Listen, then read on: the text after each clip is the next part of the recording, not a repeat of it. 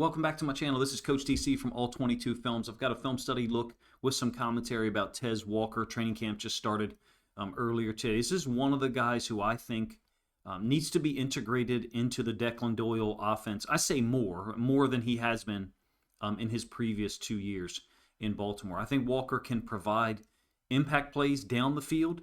There's ridiculous numbers as far as his touchdowns to overall catches.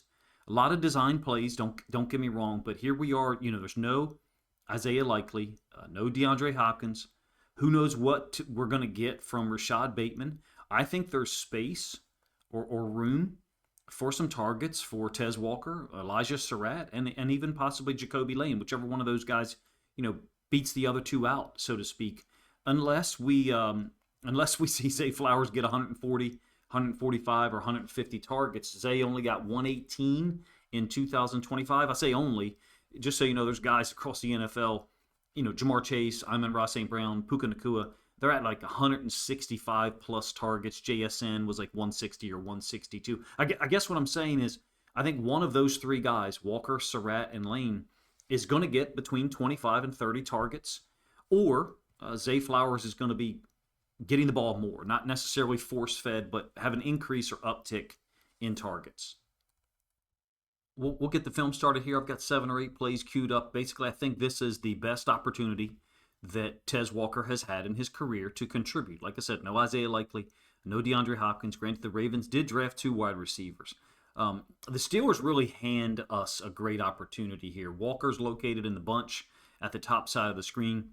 I'm using a new program, Once Sports Analyzer, to try to illustrate or annotate the film. Hopefully you guys like it. It gives me a lot of opportunities to draw on the screen in a hopefully professional manner. This is a 4th down, 4th and 2 like I displayed, and Pittsburgh is doing what they often have against Lamar Jackson, which is bring a ton of pressure and force someone else to beat them. That's been their strategy on a lot of 3rd and 4th downs. It's just a really bad matchup for Pittsburgh. It's Jalen Ramsey against Tez Walker with no help anywhere else on the field. I've got Ramsey getting beat by pretty much every team that he faced this year. Ravens, Seahawks, Lions that I cover and I focus on. All 3 of those teams had receivers beat him, and that's one of the reasons why they moved him to safety a little bit later in the year. Here they've walked up another safety and who was threatening a blitz, if you will. He ended up not actually crossing the line of scrimmage or retreating a little bit, and too much space in the middle of the field. We shredded the Steelers from a passing standpoint. Lamar only threw the ball 18 times, 3 touchdowns. Walker, to me, is a guy that in 2026 could have 22, 25 targets and still score 3 or 4 touchdowns. I think if his targets get near 40, I'm going to tell you I think he scores 5 or 6 touchdowns. He reminds me of another young receiver who I expect to have an uptick or an increase in production in 2026, and that's Torrey Horton of the Seattle Seahawks. Both of those guys, Horton and Walker. Now Horton obviously scored 5 touchdowns last year as a receiver and then had a punt return for a touchdown in the Seahawks Week 3 win over the Saints. I just did a film study video on him a couple of weeks ago. I don't think it's unrealistic, the numbers that I throw out there to you, because look, he being Tez Walker has 7 career catches, 4 touchdowns. That ratio is going to come down. But I think the catches in this offense have to come from somewhere. And if we can get these types of matchups, Walker's lined up at the bottom side of the screen. He's the X into the boundary. And we're getting motion across in the form of Zay Flowers, represented by that orange route. Now, oftentimes the Browns will play man free under Jim Schwartz. Who knows, what the tendencies will look like now that he's gone. They're just not in sync here. Specifically, I'm talking about this boundary side corner, the nickel DB who runs across, and the boundary side safety. They're not on the same page, if you will. The boundary side safety basically makes it look like cover 3, and he's heavy on Lamar Jackson with his eyes. The boundary side corner is going to go with Zay Flowers on the little flat route from motion, and what that does is it leaves the safety, or nickel, who ran across the field, on Tez Walker. Walker is the leadoff hitter here, if you ask me. I really want to see more of Walker and Flowers lined up to the same side. Some cases, Flowers being the motion man like you get here. In some cases, I think we'd like to get Walker in motion. You're going to see this type of route, a vertical press, or possibly a post corner, and then turn it into a corner slash flag route a ton in this video. The Browns don't cover it well. I like to, at this point in time, switch angles from the all 22 to the end zone for strategically, I guess I'll say, and hopefully it's not difficult for you guys to recognize. So this is the same play.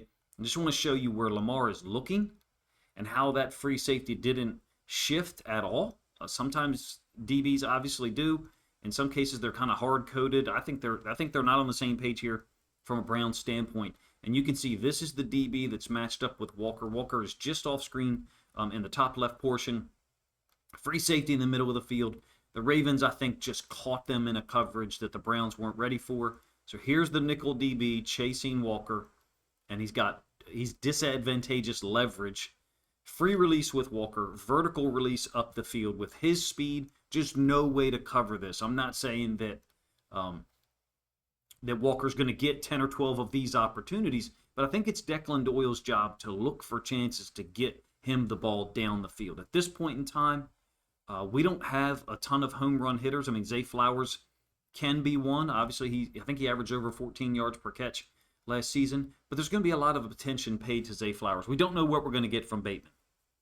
Lane and Surratt are rookies. I think this is the guy who needs some of these targets, and his skill set fits with Lamar, in my opinion, in that Lamar likes to look high to low, deep to shallow, as far as where he wants to throw the football. This is the same route that you're going to see multiple times in this video.